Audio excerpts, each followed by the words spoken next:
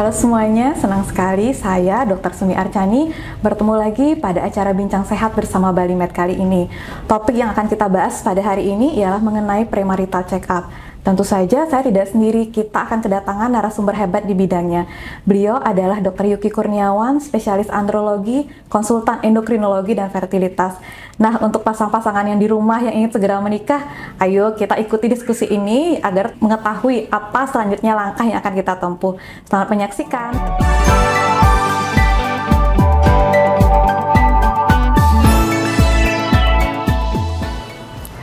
Nah, ini dia narasumber yang saya sebutkan tadi. Beliau adalah Dr. Yuki Kurniawan, spesialis andrologi, konsultan endokrinologi dan fertilitas.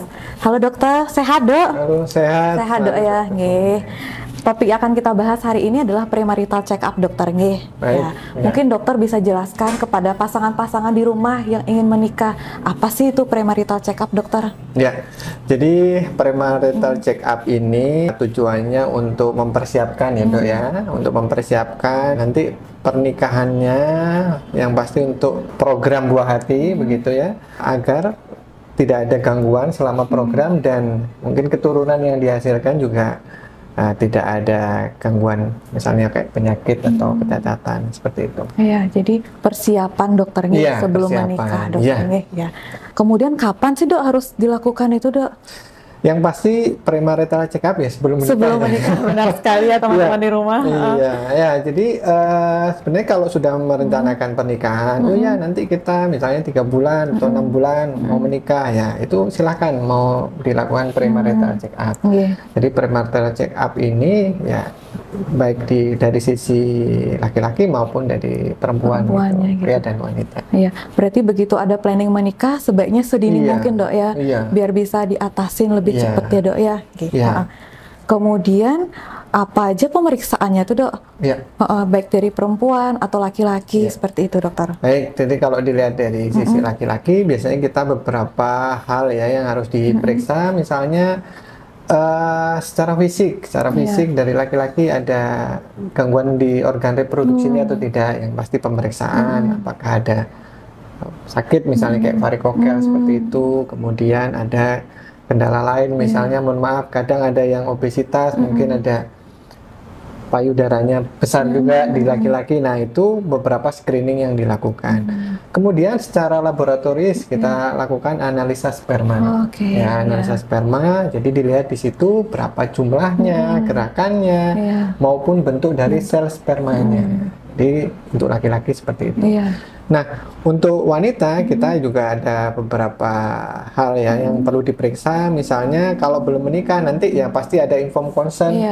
Inform consent pemeriksaan transvaginal itu untuk mendeteksi atau melihat ukuran dari sel telur. Ya, jadi sel telurnya berapa, kemudian ukurannya berapa. Jadi inform consent karena belum menikah ya dok ya. Jadi dilihat apakah matang atau tidak.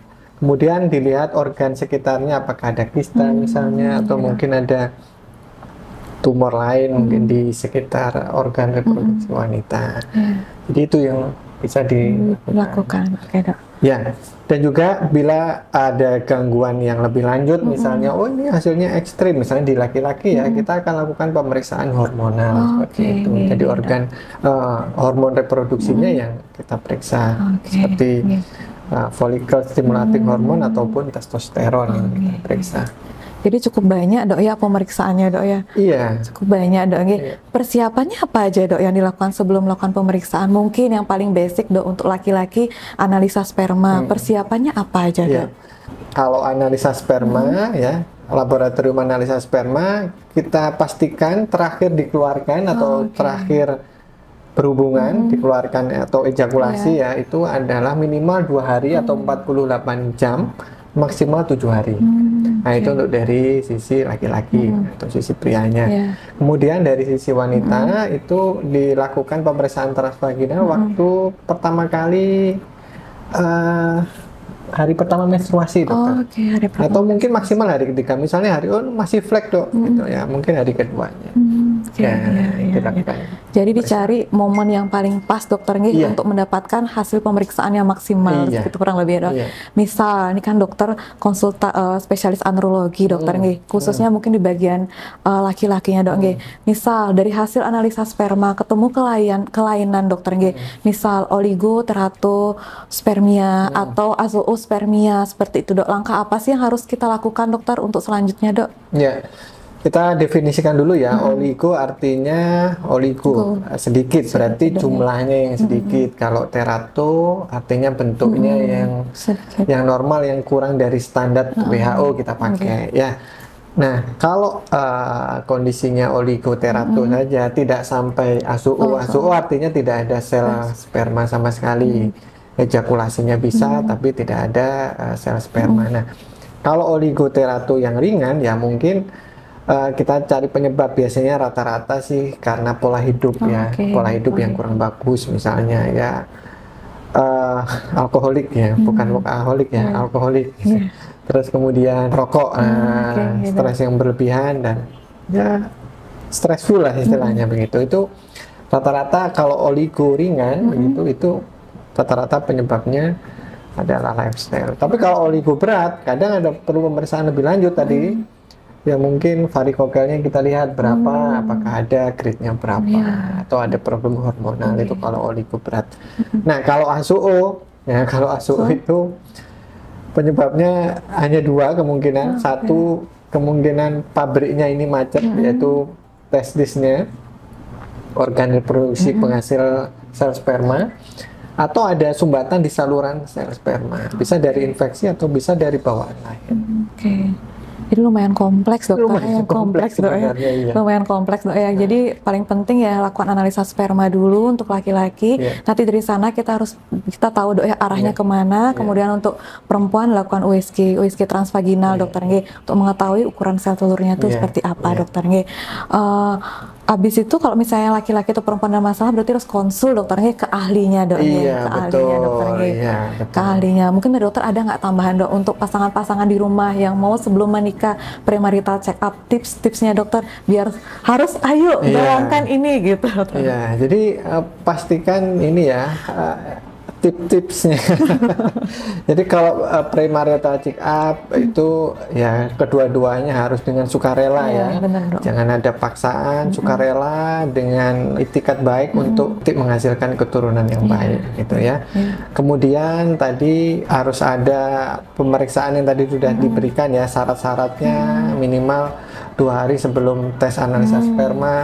Kemudian dari sisi wanita juga pas waktu hari pertama atau maksimal hari ketiga saat menstruasi begitu ya.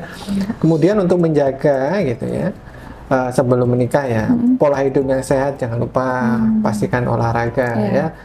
Tidak dengan olahraga berat tentunya, takutnya kalau dengan olahraga berat misalnya mohon maaf mungkin fitness nge-gym yang merupakan terlalu berat, ada bakat varikokel, itu juga sangat mengganggu.